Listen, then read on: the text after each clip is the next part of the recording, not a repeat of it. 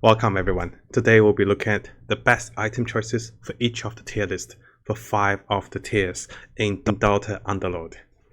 Before we start the tier list, I would like to introduce 3 different item types. One type is a stat gun item. Like the first one will be a unit specific item which buffs a unit or maybe provides aura. Those items can have an active spell or just a passive that provides stat boost to a unit. Second type is a global buff item. This type of item will give buff to everything that it describes. The third type of item is a buff to a particular build.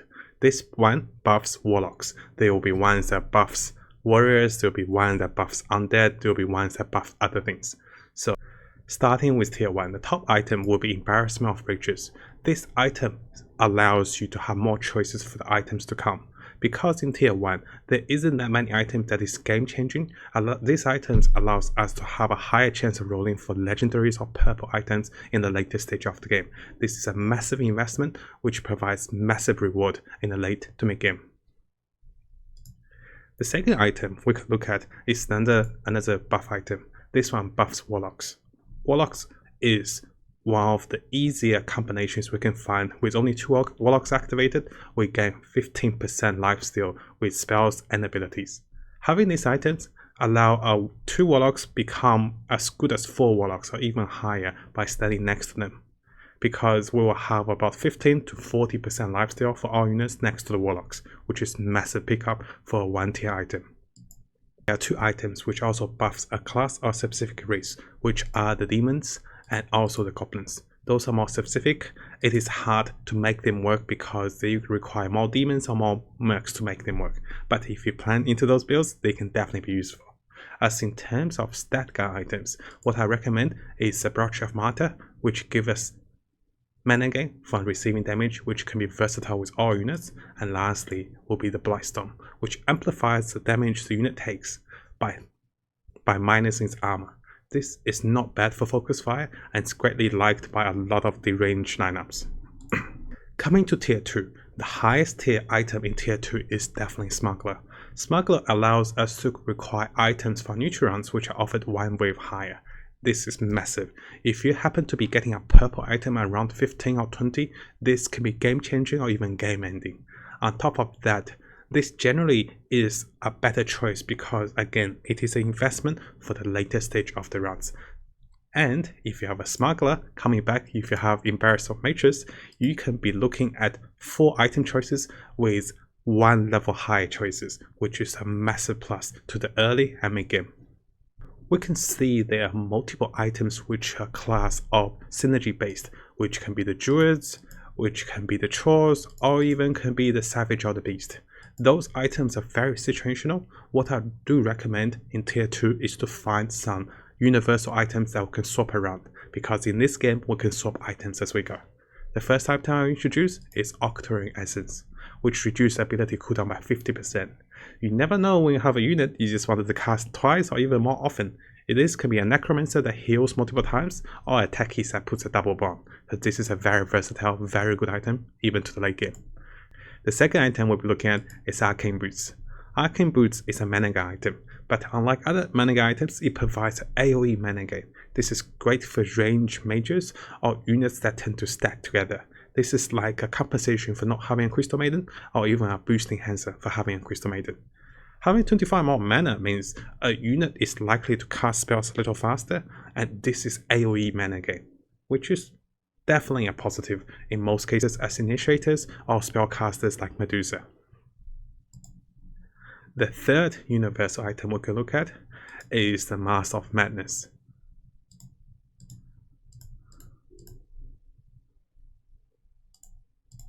The third item we can look at is the Mask of Madness. Mask of Madness does silence your unit, 10% lifesteal and 40% attack speed. It is ideally the attack speed we're looking at, and this item is ideal for units that have a passive ability like the Bloodseeker, like the Draw Ranger. Those units can make the most out of it, or other units that you don't really need this spell and you just wanted to be attacking a little faster. This can be a universal item, but you really doesn't want it to be on a unit that casts a good spell. The other item we'll be looking at is the Brooch of the Aggressor. This item plus 100% mana gain from attacks. This is pretty much an above average mana gain item that can be used on most spellcasters. And lastly, we'll be looking at Aegis of Immortal. This item is often undervalued by most players because we often see the next loss of life is destroys Aegis, but players often miss that part which says win streaks are preserved. When I had a win streak at 2+ gold, having the Aegis of Immortal means I was able to gain more gold with my win streak, maybe adjusting my lineup and positioning for the player that defeated me. This is a big protection to win streak, and this can translate into more gold. Coming over to tier 3, there is one super strong item, which is the higher class criminal. This item allows units to offer one level higher in the shop. What that means is you'll be getting higher rate. If you're level 7, you'll be getting level 8 rate, level 8 for level 9 rates. This means most class that rolls at level 8 can start rolling at level 7. This is a massive savings on the economy, also having a power spec so much earlier. This item alone is worth about 30 to 50 gold, because in later stage of the game, those gold can be translated into interest or a power spike going even further by rolling or by leveling up. Following the concept of having universal items, we will not be focusing on class specific items, which I do highly recommend us picking if we play a specific lineup. We definitely want to buy this item if we're playing hunters. We definitely want to take those items if we're going assassins. Now, the next item we'll be looking at is Eye of Skadi. Eye of Skadi is a stat boost item. It slows enemies on attack. This can be seen very minimal, but if you place this item on Medusa, which have a split shot, she will be slowing multiple units on attack, also having more health, means there's a higher chance of her getting her spells faster. The other item we'll be looking at is Vanguard. Vanguard have a 50% to block 70 damage when attacked. This given to a tank is massive. There's two reasons to it, because the unit that doesn't take the damage will reduce the mana gain from the enemy units. That means when they hit this unit, they can't get mana, they can't get their spells off fast, and that's what you want with your tank. The 250 health is nice, but the highlight is again the block of damage. Lastly, one item I want to touch with you guys on tier 3 is the Skull Basher. It looks very nice, the 25 attack damage and the 25% stun rate, but if it's a melee unit, it's hard to stun multiple units. If it's a range unit, it is still very minimal as a tier 3 item. So would I actually recommend some form of stat guy and some particular item unless you have no choice to pick this one. Coming to tier 4, this is where all the shinies, all the purples come into play. Starting off, we have the Refresher. Yes, the Refresher is still a very powerful item because it will refresh the cooldown and restore 50 mana after casting ability. Notice that this does not increase mana gain, but give you 50% mana at the start of the refresh. What that means is you still need units that provide mana gain to have this to be effective, ideally having a mana boots or a crystal maiden, but if you do cast your first spell and if it does damage, it's likely you can cast your second spell so much faster. This is definitely one of the top tier items in tier 4. Followed by the Refresher, we have the Radiance. The Radiance burns enemy for 60 damage per second 2 cells away. The Radiance does a significant amount of damage to units that is in the front line because they tend to circle your units so much. And you will be doing damage per second. As long as the unit that carries Radiance survives, ideally a tank, you can see this unit going on the top of your DPS meter. So this is a massive item. On top of that, if you have Warlocks, this unit will also be gaining life as it burns the enemy. So it will be life stealing as it burns each of the unit. Even at 15%, you will be gaining 10 life per enemy burned per second. If it's surrounded by 5 or 6 units, it's gaining 60 life per second, which is massive. Followed by the Radiance, we have the Black Pink Bar. The Black Pink Bar makes a hero magic immune.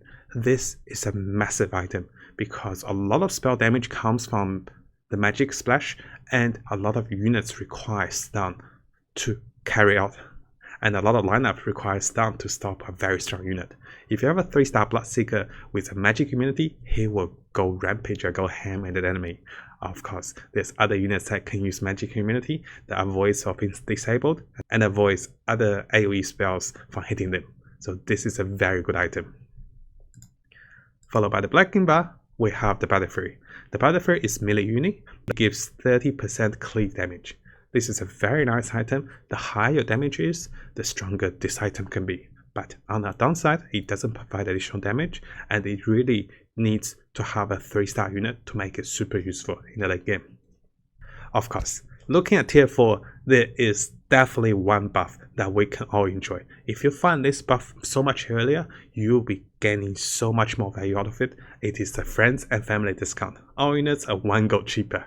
So we haven't tested ideally, but 1 cost units can be costing 0 cost. So that means you can almost buy all the 1 cost units and stack them on a bench. Also, this is super good in the late game because in the late game, you might be buying multiple high cost units to look for 3-star units as well. So this is definitely one of the best pickup in tier 4. Here we are at tier 5. Tier 5 is where the legendary is at. The first of the list is definitely Expand Rooster. Expand Rooster allows you to have extra unit on the board. We have tested this to great effect, having 11 units on the board at level 10. This is something that no money can buy, and most of us do level to level 10 just for additional unit stock. So this item alone translates to about 50 to 100 gold worth, because on top of the 50 you spend, you also lose interest if you spend gold. So this is a massive pickup if you want a power spike. Followed by the expansion of the board, we have Desperate Measures. This item will give 1% attack damage per 5 points of the damage taken. So that means if we're at about 30 or 20% of health, we'll be getting close to 20% attack damage boost, which is a massive boost to our unit's damage, because this is almost a free beast buff, or maybe at least 2 to 3 more stack of the Pharaoh beast buffs, which is definitely a plus with damage. We also have a few very strong items. This one is the Assault Cuirass. Assault Cuirass give us attack speed and armor, also minus attack speed and armor of enemy. This can be placed on the frontline units to be aggressively minusing the enemy's armor and buffing the front lines, or this can be placed on the backline to give attack speed and armor to our backline units. This is a very versatile item, and it's so nice to be able to transition and swap this item around different units. Similar to the Assault Cuirass, we have the Silver Scud. The Silver Scud plus 10 armor to the unit that has it. It emits a 250 damage, which is not massive, but the key is the slowing of attack speed and movement speed. This item can be used on a tank at the start of the fight, and this significantly reduces enemy combat potential in the first 4 seconds.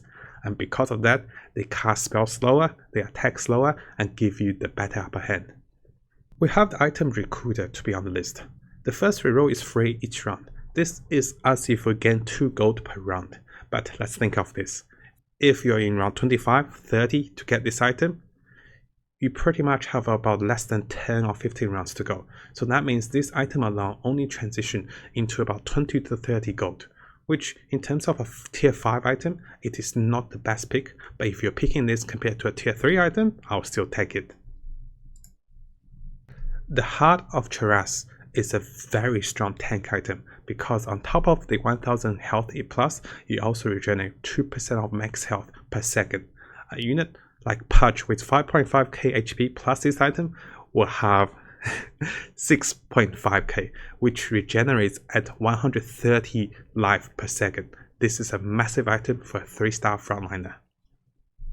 The last item on our tier 5 list will be the Divine Rapier. The Divine Rapier is a massive attack boost, but there is a downside. If the Divine Rapier is in combat and you lose a round to another player, they get the Divine Rapier. So what that means is, if you get defeated by someone else, this item will pass on to your enemy. Now let's think about this. If you get a tier 5 item, it provides great battle potential, and there's a player that's stronger than you even when you have this item. Then you lose to him, then he gets the item. It's almost like you double all in to give the player, to make the player that defeats you even stronger, giving you less chance of defeating him in the future. This item can be a double-edged blade. Use it with caution, or use it as a last drive or last stand item. Very interesting, and let me know how you guys go on this item. Overall, to summarize the tier list of items, what I recommend is picking global buffs which give us high potential in the mid to late game. Also picking items that are universal and versatile because we can swap items around. And lastly, don't be scared. And lastly, be creative on different choices. We have picked the Final Flash with the Warlocks, which allows the mages to all of a sudden have a burst of healing when they're down to 30% and get the HP back again. So be creative and let me know how you guys go. Thank you so much for watching this part of the Dota Underlords guide. Let me know your thoughts, guys, and also subscribe for future guide videos on Dota Overlords for builds, tier list, and other great things to come. There will also be a tournament to come in the next week, which I would be love to share with you guys.